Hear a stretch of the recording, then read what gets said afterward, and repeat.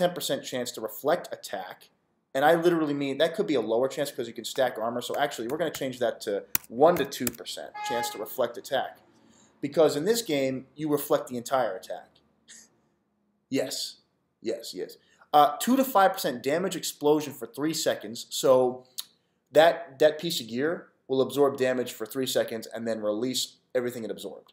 2 to 5% move speed. I want armor to have the ability to have some move speed on it. 2 to 5% dodge chance. 1 to 2% cloaking, which is invisibility for 2 seconds, which means you could run away from a threat for a little bit and get out of a tricky spot. 2 to 5% chance to summon a clone when hit. And the clone is summoned for 10 seconds, and it does 10% of your attack stat. In this game, there is no damage stat. There's an attack stat. Attack stat includes things like attack speed, outright damage, elemental damage, crit chance. Crit damage does not exist in this game. And that's something that is, I think crit damage is a bad decision, is a bad game mechanic. And I say that because it really is too powerful. I want this game to have some balance. Crit chance is okay. I think crit chance is a nice mechanic because that could be used in an attack speed build or a proc build, which is a lot of ticks, a lot of damage ticks. But crit damage, I feel like, is too powerful. If anything, the crit damage would be up to 10% and no more. The 40 to 50% crit damage, we're talking way too much damage on an item.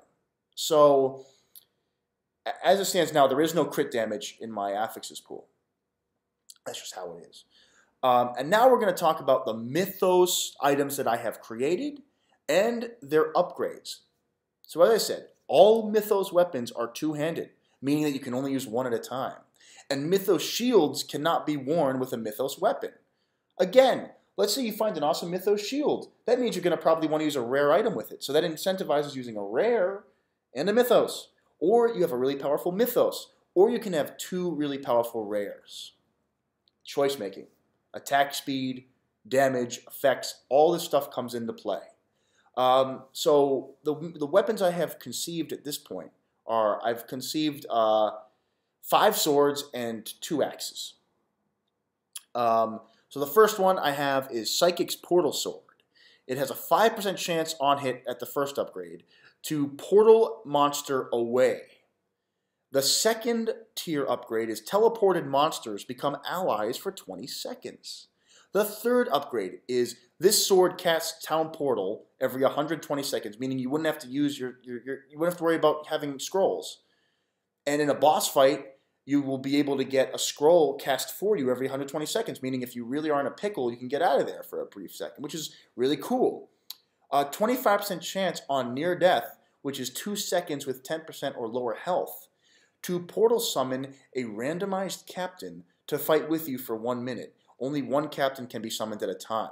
The captains are like your champion monsters. And because champion monsters always roll with really cool affixes, like orbs and arcane damage or thunder rain or whatever the fuck it is, this sword would allow you, when you're able to survive a near-death experience, to have a chance to summon one of these really powerful allies for you for 1 minute. And, they'd have a health bar, so they're not invincible, but they would be able to deal some nice damage or area effects. Confusion, stun, you name it. So the Portal Sword is really a good build for summoners and for crowd controllers. People who want to get the monsters away from them and increase their ally count. So that's why I like the Town Portal Sword. Falser's Mirage Sword. Yeah, these names aren't that original, but it's kind of like part of the lore. I'm trying to just keep it true to what the name is. First upgrade, 10% chance one hit to cast a Mirage. The Mirage distracts enemies to it for 3 seconds. So it kind of is a crowd control. It leads enemies away to wherever the clone is summoned. So you can run away from where the summon is. And, Mirage will explode after 3 seconds, affecting a 10-yard radius for 1,000% damage equal to your current life. So this is a defensive build. You want to have a lot of health while you're running around. And this sword would try to distract enemies as you're playing so that you can keep your health up as much as possible. 5% chance on hit to summon Mimic Ally who mimics your skills for 10 seconds. Again, another summon, but this one's much more powerful. It actually mimics your skills and all of the damage included for 10 seconds. And it's a 5% chance on hit, so it's an option in case you are getting overwhelmed to summon something really powerful to fight with you. And on death, summon Mirage Destroyer for 5 seconds. If the Destroyer kills 10 enemies within the time frame, you are revived without a penalty. Now, people may say, that's overpowered. But think about it. Let's say you're fighting a boss and you die. Well, that's one enemy. You're not going to get revived. This is good for farming. If you're really surrounded by too many enemies, this sword may be a great choice for you. The Mimic may be able to kill 10, or he may not. I mean, it's an RNG, unfortunately. The Mimic is going to, have the chance to destroy 10 enemies, but it may not. Maybe you come across a shielded pack or a pack that has teleports so they can get away from him. So there's a risk and reward there. It's a nice effect. It could keep you going, but it's also not guaranteed. Hellraiser's Inferno Sword. All fire damage is increased by 20%. Enemies on fire lose their shielding. 5% chance on hit to summon a phoenix to fly through enemies for 3 seconds and burn them. So the burn status is important here because a lot of skills that are fire-based will want, burn procs because burn procs will, help your damage and other things, It's a mechanic. And then the last one is the big finish. The Phoenix dive bombs after its flight, causing a Nova bomb to all enemies within 20 yards. The explosion auto-kills non-elite enemies and does 15% of elite's total health.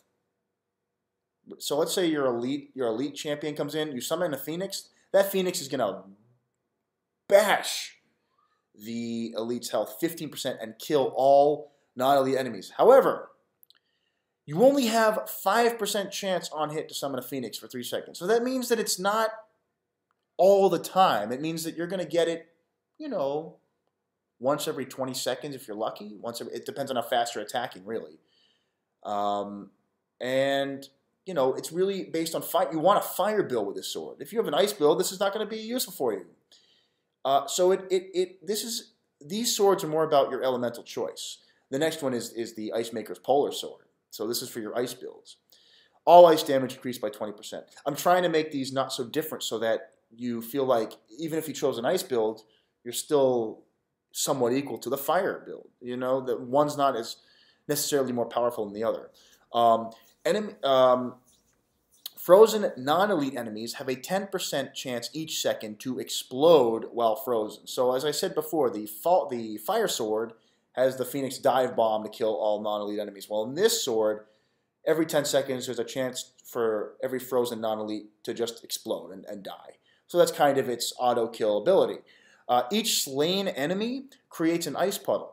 Enemies who walk over the puddle have a 20% chance to become stuck in place for 5 seconds. Crowd control. If there are 8 or more frozen enemies at a single time, and that number would be up to debate, a glacier will fall from the heavens, dealing 1,000% attack stat damage to a 50-yard radius. So this build is incentivizing freezing enemies. You want to use ice skills, and you really want to freeze enemies. So that's a consideration. That's a choice. And if you can proc that giant glacier pretty often, you're going to be doing a lot of damage to a lot of area. So it's kind of cool. And then the Skyfather Storm Sword, which is the last sword I've made based on elements. And I have to make an iron one, which is the last element. But that'll be later. Skyfather Storm Sword. All lightning damage increased to 20%. Again, the 20% bar. Shocked enemies will cling together for 5 seconds. Crowd control option. 10% chance on hit to summon a lightning storm for 5 seconds. Now this could be lowered to 5% chance on hit, which I may actually do right here, because you already have great crowd control. Storm deals 200% attack stat to all enemies in a 20-yard radius per jolt. So it jolts each second. So that's not like you're not dealing 1,000 attack stat, right away. You're dealing 1,000 attack stat over time. All lightning skills have a 5% chance on hit to stun for 2 seconds, even elites and bosses. Now this one sounds overpowered at first because auto stun, but 5% chance is pretty low, and it's only a stun. In this game, there are mechanics that can bypass stun.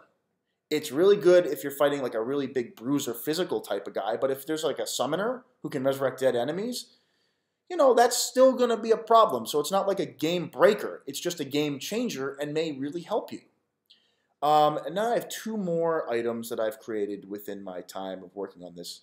There are these axes. I have 2 of them. So Minotaur's Rage Axe. Attack speed increased by 20%. All attacks cause bleeding. Movement speed increased by 1% for each bleeding enemy. When you lose 75% health, become enraged for 5 seconds, rushing through all enemies while swinging your axe.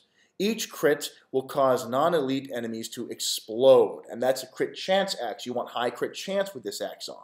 That way you can get that exploding effect for the non-elite enemies. However, as I said, this axe does not have a proc against elites or champions or bosses.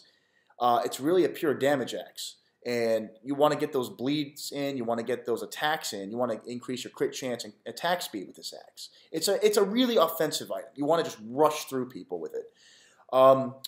Lord Viking's Axe, but it's Lord 6's King's Axe or Lord Viking's Axe, kind of a play on words there. 10% chance on hit to shout, gaining 40% armor and health increase for 5 seconds. When you defeat an elite ranked enemy, gain one of their passive effects for 30 seconds. When you crit, you have a 10% chance to stun all enemies within 20 yards with a loud stomp. And the last effect is really cool. Call upon a crew of 5 Vikings after you stun 100 enemies, and the counter will restart after 100. The Vikings will pillage, destroying the environment, finding chests, and increasing your magic and gold find by 2% for 5 minutes. Gold and magic find percent stacks up to 40% total. So think about this. It's a way for you to farm effectively and just have a blast farming. So an item that really incentivizes the grind. It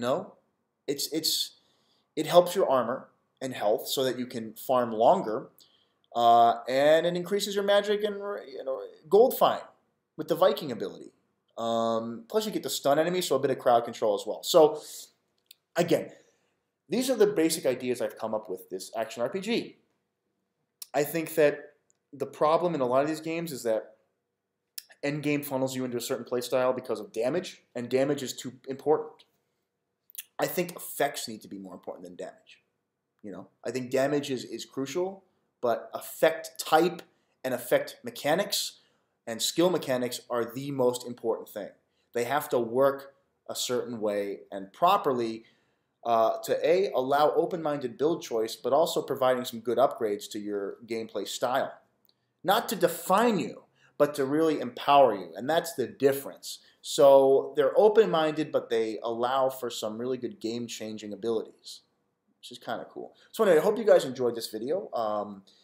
If only I had a job making games like this, because I'm not a designer and I'm not technical, but I'm pretty good with ideas, and I'm pretty good with knowing what a gamer would want, because I'm a big fan of Diablo 2, and I was somewhat of a fan of Diablo 3, but as you know, I've really just fallen off the bandwagon with that one. Torchlight 2 is pretty cool. I wish it was a little bit deeper than it is, but it's still pretty good. And so I just wish that there was a game out there that could really balance the character customization system with end game, so that by the time you've reached end game, you don't feel like you've run out of things to do, and farming's only so rewarding. So hopefully a game like this would incentivize choice making and really allow you to make a character your own. So anyway, I hope you guys enjoyed, and I'll see you next time.